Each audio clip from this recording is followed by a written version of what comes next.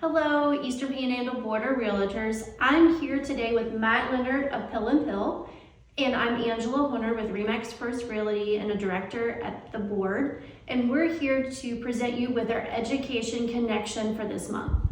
And we just want to reassure and make sure you know that always seek your broker's guidance. We're here to bring you education on these documents, but always go to them for guidance and direction when utilizing and what forms to use and how to use them. All right, now we're ready to discuss the escalation addendum. Of course, this has been a pretty common document used in the market in the last few months. I think we're starting now to see it ease up on the usage some, but still think there's some questions and some clarity that some agents are looking for in use of this form. So as an agent for the purchaser, when it becomes necessary, or when can it become necessary to use the escalation addendum? Yeah, I think is from a purchaser standpoint, if you really want a property, you're really excited for it, but you don't want to, you think there's going to be a lot of offers on it, you may want to start at something lower to posture yourself, but you want to maybe go best and final on your escalation. That way, if you go in too low, there's 5 other offers, you may feel like you're just out of it completely, whereas the escalation addendum might give your offers some more oomph or get yourself over the table without having, there's no back and forth if there's 7 offers, but that might automatically put your offer ahead of the rest of them. And it would provide some protection to my purchaser as well if they were afraid they were going to go too high over what could be an offer, another offer. Correct. Okay. What happens if my purchaser has financing? I see there's 2 boxes. It says waives appraisal evaluation or retains appraisal. What's the right selection in that situation? Well, so the right selection really depends on the person and the purchaser's individual, really kind of financial situation. So if you have financing, obviously it's important to understand what your financing pre-approval is, what your financing limitations are. You don't want to put an offer in, escalate it way above what your financing is. But if your purchaser has extra money to bring to the table, that's when you can get into a situation where it's okay, potentially okay, to waive your appraisal. If you really want the property and you're okay with bringing X amount of dollars over the appraised value, then that's great. If you don't, or you're doing a full financing, or you're under certain government programs where you don't have an extra $5,000, $10,000, $15,000 to bring to the table, you don't want to waive your appraisal because that lender is not going to loan you $10,000 over the appraised value. So that's a good conversation to have with my client to know what their financial ability is and what their financial ability is with their lender. Yes. What kind of proof should I expect to receive to share with my purchaser if the offer is accepted and escalated? Okay, so what you would want from a proof standpoint is, you would hope that they go ahead and fill in this box under option 2 that has all the escalated information, other offer, and then it would be helpful or common and customary to get that first page of the other offer with the private information blacked out that shows here was the sales price, if there was any seller subsidy, etc. Okay. To kind of, so you have that to compare with. Okay. So that would raise the comfort level of my purchaser to know their offer was escalated, what brought them to their escalated price. Yeah, so they don't just say, oh, why was why did it go all the way up? There was something else there to make it actual, necessary for that escalation addendum to be used. Okay. As an agent for the seller, I've received multiple offers and one contains an escalation addendum. How should I present the escalation addendum to my seller? So I think you would try to, present all the offers. If the escalation addendum, here's this offer, it's $200,000, but it'll potentially go up to 210. Your next highest offer is 207, so that might make this 207.5 or 208. That's how you want to present the offer. And then of course you want to go over the other benefits of the offer. This is 210, but you have a $10,000 closing cost credit, etc. Okay.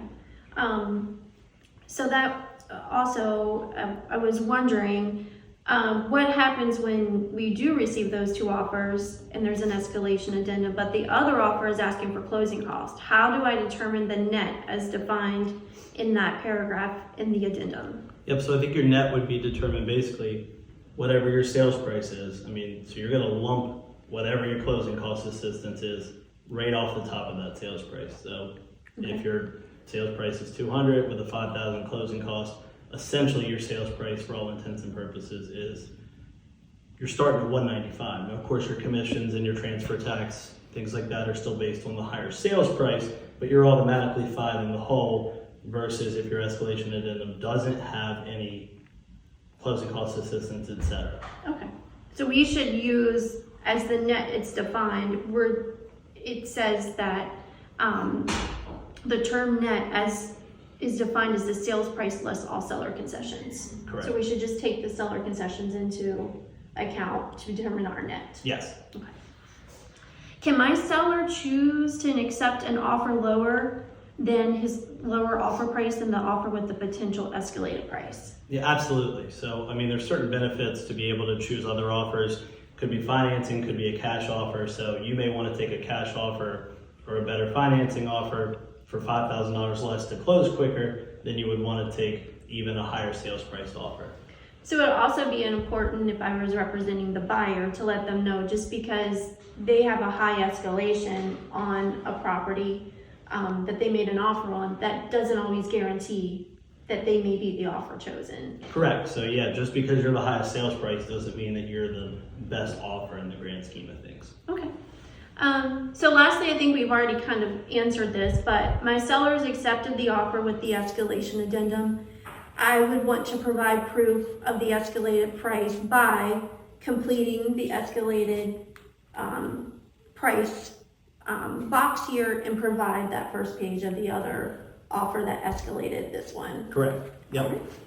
Okay, well, thank you for giving us more enlightenment and understanding on this document. Again, we want to emphasize that you should consult your broker for any further direction and guidance that they would want to provide in helping you complete and understand the escalation addendum.